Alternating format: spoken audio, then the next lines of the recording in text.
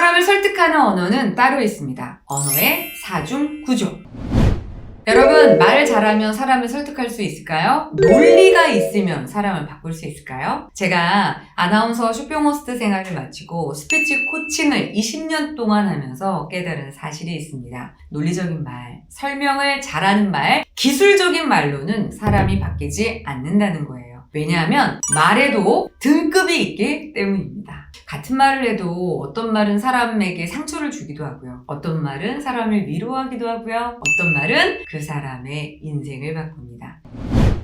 저는 언어에는 4단계 등급 구조가 있다고 생각하는데요. 오늘 언어의 4단계 등급 구조에 대한 이야기를 해보려고 합니다. 자, 첫 번째 단계는 바로 하급 언어입니다. 이 언어의 특징은 간단해요. 이 불평, 비난, 탓 이런 말을 하는 거죠. 아, 저 사람 왜 저렇게 일을 하지? 아, 요즘 사람들은 책임감이 없어. 아, 나 저 사람 때문에 되는 일이 없어. 이런 부정적인 언어가 회사, 회의, 가정, 친구 관계에서 굉장히 많이 들리죠. 문제는 이 언어는 사람을 바꾸지 못하는 하급 언어라는 겁니다. 오히려 관계를 망가뜨리기 때문에 절대 사용해서는 안 됩니다. 두 번째 단계 바로 중급 언어입니다. 이걸 이제 보통 언어라고 하는데요. 이 언어는 우리가 흔히 말하는 논리, 합리, 어떤 설명 언어입니다. 예를 들어 지금 상황을 보면 이 방법이 더 효율적이에요. 데이터를 보면 이 방향이 맞습니다. 굉장히 이성적이고 합리적인 말이죠. 그래서 많은 사람들이 이 보통 중급 언어가 좋은 말이라고 생각하는데요. 여기에도 문제가 있습니다.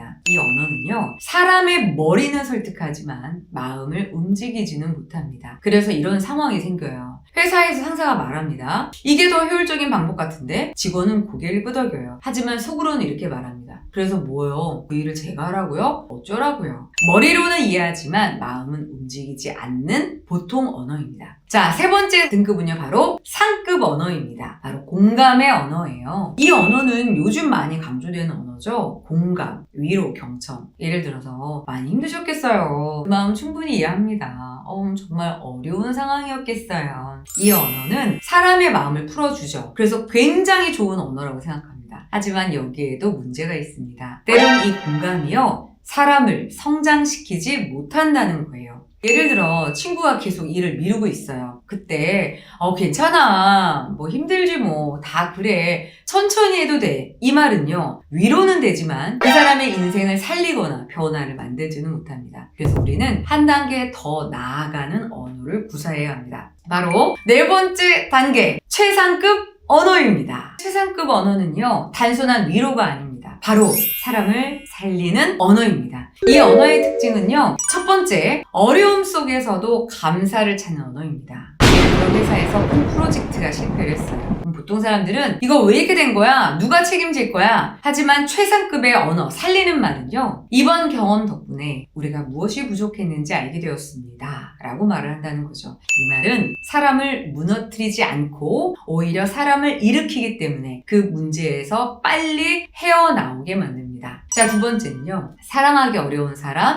내가 풀 수 없는 문제도 존중하고 사랑하는 언어입니다. 누군가가 실수를 했어요. 보통 언어는 이렇죠. 왜 또 실수했어? 너는 왜 그 모양이야? 하지만 최상급 언어는 이렇게 얘기합니다. 이번 부분은 조금 아쉬웠어. 하지만 다음에는 우리 충분히 더 잘할 수 있고 너에게는 그럴 만한 능력이 있어 라고 존중을 해주는 거죠. 이 말은 사람을 공격하지 않습니다. 사람의 존재의 의미를 살려서 그 사람의 가능성을 살려냅니다. 자, 세 번째 최상급의 언어는요, 잘못된 것은 정확하게 잘못됐다라고 말하는 겁니다. 최상급의 언어는 무조건 좋은 말만 하는 게 아니에요. 잘못된 것은 그거 아니다, 그렇게 하면 안 된다라고 선포를 하는 언어죠. 예를 들어 팀원이 계속 약속을 지키지 않아요. 그때 이렇게 말할 수 있습니다. 이번 약속 지켜지지 않았습니다. 이 부분은 분명히 개선이 필요하고 저는 당신과 함께 이 문제를 풀어나가겠고 당신은 이미 충분히 바꿀 수 있는 능력이 있습니다 라고 말하는 거죠. 이 말은 비난도 아니고 단순한 위로도 아닙니다. 사람을 성장시키는 말입니다.